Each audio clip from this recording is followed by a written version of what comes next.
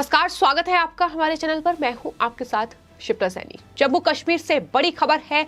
जम्मू कश्मीर में हिंदुओं के नरसंहार के बाद एक्शन में एनआईए ने 40 शिक्षकों को तलब किया है, उनसे पूछताछ होगी। और साथ ही आपको बता दें, जम्मू कश्मीर और श्रीनगर से कुल 570 लोगों को हिरासत में लिया गया है।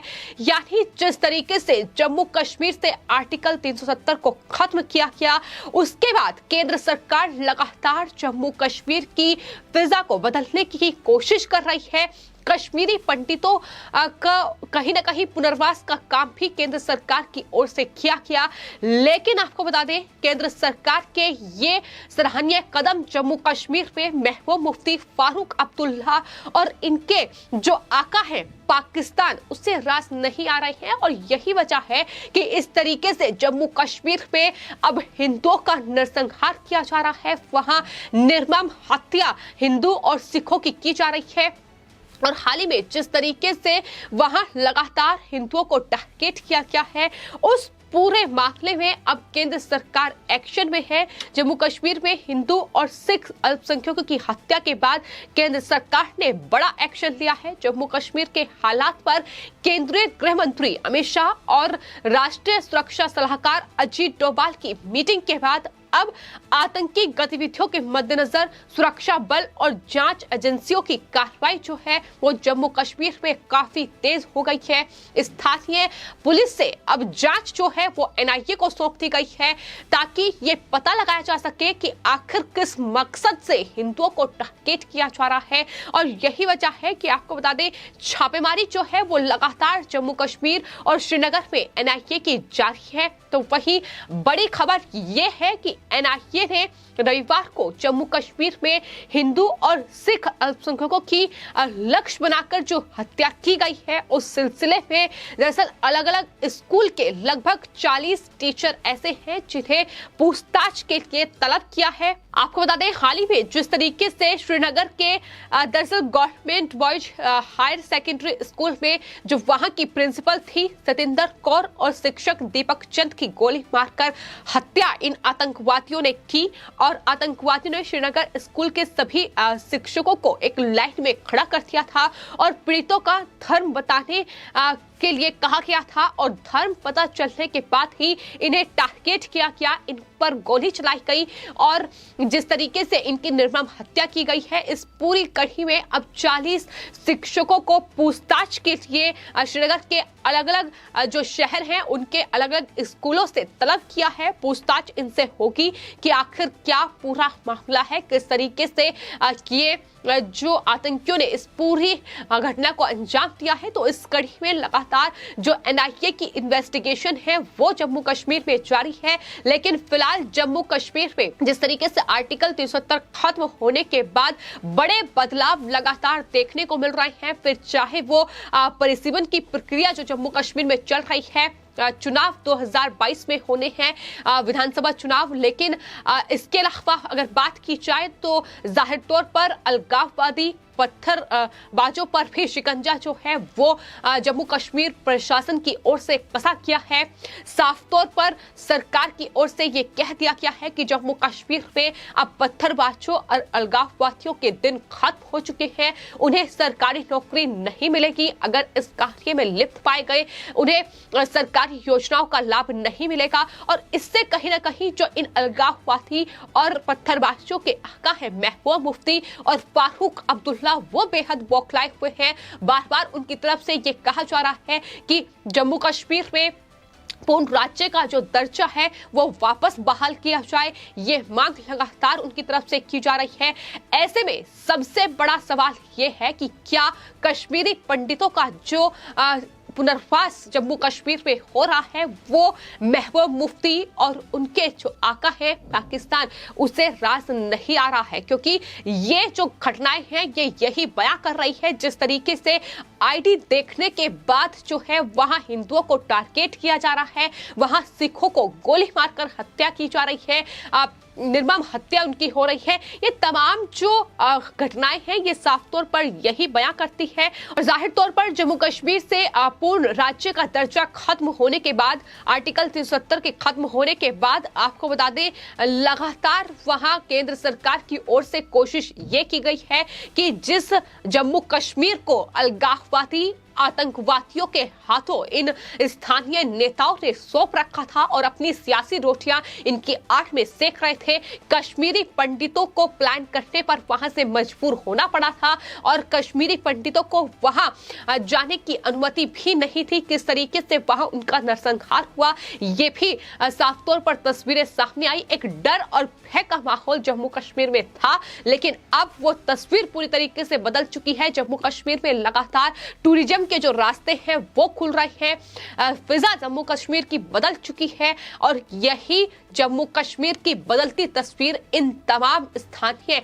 जो पार्टियां हैं जम्मू कश्मीर की उन्हें रास नहीं आ रही है और यही वजह है कि इस तरीके से माहौल बिगाड़ने की ये कोशिश इन आतंकियों की आड़ में एक बार फिर से रची जा रही है। जम्मू कश्मीर के उपराज्यपाल हैं मनोज सिन्हा, उनकी ओर से 7 सितंबर को दरअसल एक पोर्टल को लॉन्च किया गया था जिसके जरिए कश्मीरी पंडित अपनी जमीनों पर कब्जे और अतिक्रमण की शिकायत कर सकते थे। 3 हफ्तों के भीतर अलग अलग जिलों के डिप्टी कमिश्नर को कुछ 5,600 शिकायतें भी इसके तहत मिली थी। इनमें से करीब 2,200 शिकायतों पर कार्रवाई भी हो चुकी है। यानी कश्मीरी पंडित एक बार फिर से घाटी में वापस लौटे, वो अपनी घरों में एक बार फिर से वापस लौटे, ये कोशिश केंद्र सरकार की है। लेकिन यही जो कोशिश है, यही पाकिस्तान महबूबा मुफ्ती, फारूक अब्दुल्ला और इन अलगाववादियों और पत्थरबाजों को रास नहीं आ रही है और यही वजह है कि ये जो हमले हैं ये किए गए हैं।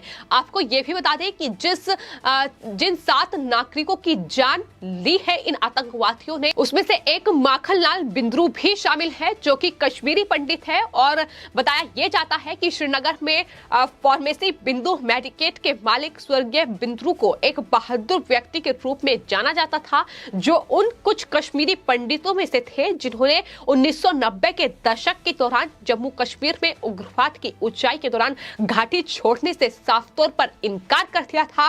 उन्होंने इस्लामिक आतंकवादियों ने जो अभियान हिंदुओं की सफाई के लिए जम्मू कश्मीर में चलाया था उसे साफ तौर पर मानने से इनकार कर दिया था और यही वजह मानी जा रही है कि उन्हें टारगेट किया गया, उन्हें इस तरीके से मारा गया है, उनकी हत्या की गई है। तो यही वजह है कि साफ तौर पर कश्मीरी पंडितों का ये जम्मू कश्मीर में पुनर्वास जो है वो इन्हें रास नहीं आ रहा है और लगातार इन्हें टारगेट किया जा रहा है। लेकिन फिलहाल पाकिस्तान की इस नापाक हरकत को और जिस तरीके से महबूब मुफ्ती फारूक अब्दुल्ला लगातार पाकिस्तान का गुणगान करते हैं, जिस तरीके से कश्मीर की फिजा बिगाड़ने की ये कोशिश कर रहे हैं, उस बीच केंद्र सरकार एक्शन में है। गृह मंत्री अमित शाह लगातार बैठकें कर रहे हैं, फिर चाहे वो जम्मू कश्मीर के उपराज्यपाल मनोज सिन्हा के साथ बैठक हो या फिर NSA अजीत डोभाल के साथ भी केंद्रीय गृह मंत्री अमित शाह ने बैठक की है और ये साफ तौर पर उनके द्वारा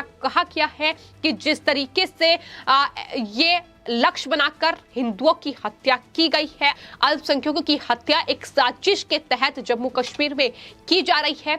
NIA उसकी इन्वेस्टिगेशन करे, NIA को दोषियों को पकड़ने और पाकिस्तान प्रायोजित इस्लामिक आतंकवादियों द्वारा घाटी में जो ये उपद्रव मचाने की कोशिश की जा रही है इसमें एक्शन लें। ये साफ तौर पर अमित शाह जो कि केंद्रीय गृह मंत्री हैं उनके द्वारा कहा गया है।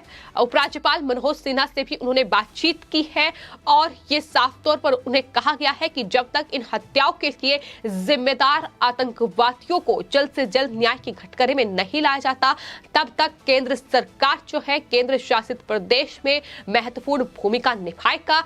यानी केंद्र सरकार फुल एक्शन में है। NSA अजीत डोभाल से लेकर देश की प्रमुख एजेंसियों के टॉप काउंटर टेररिज्म एक्सपर्ट को श्रीनगर भेज दिया गया है ताकि कश्मीर की स्थिति ना बिगड़े, क्योंकि प्लान की तस्वीरें एक बार फिर से सामने आ रही है। डर एक बार फिर से कश्मीरी पंडितों में देखने को मिल रहा है जो कि महबूब मुफ्ती फारूक अब्दुल्ला और तमाम अलगाववादी और पत्थरबाज जो है, जो आतंकवादी जम्मू कश्मीर में पाकिस्तान के द्वारा भेजे जाते हैं, वो यही चाहते हैं और इसी तस्वीर को वो देखना चाहते हैं है, लेकिन ये तस्वीर नहीं बननी चाहिए। इसको लेकर केंद्र सरकार फुल एक्शन में नजर आ रही है। लगातार बैठकें जो है वो चल रही है अधिकारियों के साथ, लेकिन एनआईए नेशनल इन्वेस्टिगेशन एजेंसी लगातार एक्शन में है। 500 से ज्यादा लोगों को हिरासत में लिया गया है। इसके अलावा आपको बता दें, नेशनल इन्वेस्टिगेशन एजेंसी ने आज भी जम्मू कश्मीर के श्रीनगर, सोपोर और अनंतनाग में 15 से ज्यादा जगहों पर छापेमारी की है। ये छापेमारी आतंकवादी गतिविधियों को लेकर की गई है। और इतना ही नहीं, इसमें आतंकी जो पत्रिका है वॉइस ऑफ हिंद वो भी शामिल है। इसके यहाँ भी छापेमारी की गई है, क्योंकि ये अंदेशा लगातार लगाया जा रहा है कि जांच के दौरान जम्मू कश्मीर पुलिस को जो क्लू मिले थे उसमें जमात-ए-इस्लामी, तहरीक-ए-हुर्रियत और दूसरे जो इस्लामिक आतंकवादी संगठन हैं उनसे जुड़े ये लोग हैं जिन्हें हिरासत में लिया गया है। यानी अलग अलग आतंकी संगठनों का हाथ इसमें हो सकता है। खबर ये भी सामने आ रही है कि पाकिस्तान दरअसल जिन ट्रेनिंग आतंकियों को तैयार करता है उनके जरिए ये घाटी में कहीं ना कहीं जो माहौल है उसे बिगाड़ने की कोशिश की गई है, कश्मीरी पंडितों को निशाना बनाने की कोशिश की गई है। तो फिलहाल इन तमाम जगहों पर एनआईए ने छापेमारी की है, कई लोगों को हिरासत में लिया गया है। लेकिन सवालों के घेरे में एक बार फिर महबूब मुफ्ती फारूक अब्दुल्ला और कश्मीर पहुंचकर खुद को कश्मीरी पंडित बताने वाले राहुल गांधी फिलहाल सवालों के घेरे में हैं। दरअसल एक तरफ जम्मू कश्मीर में लगातार हिंदुओं का नरसंहार हो रहा है, लेकिन ये तमाम लोग जो हैं, ये तमाम नेता जो हैं वो चुप्पी साधे बैठे हुए हैं। कांग्रेस पार्टी कोई बयान कश्मीर में नहीं दे रही है, लेकिन वही लखीमपुर खीरी में हुई हिंसा पर लगातार जो सियासी ड्रामा है वो कांग्रेस पार्टी करती नजर आ रही है। तो ऐसे में लगातार कांग्रेस पार्टी भी सवालों के घेरे में है।